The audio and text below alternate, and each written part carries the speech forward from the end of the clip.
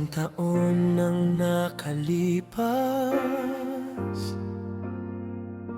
maraming iniwan na bakas, pero lahat ay alaala na lamang at di na maaring balikan.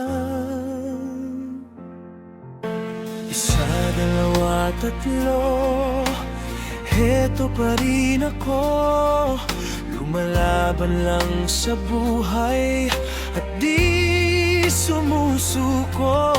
Hindi man naging madali, puso at isip di mapakali, pero Diyos ang may sabi, lilipas rin ang pighati. Bagong taon at bagong pag-asa, kasama ang Diyos at bawat isa may bakas man ng kalungkutan, ngingiti pa rin,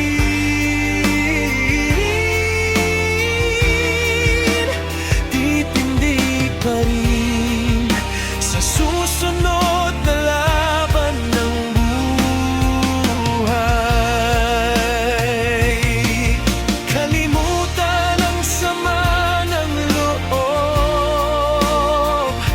sa pagpasok ng bagong taon. Panibagong lakas at pag-asa, bagong hamon sa buhay para maging matatag ka.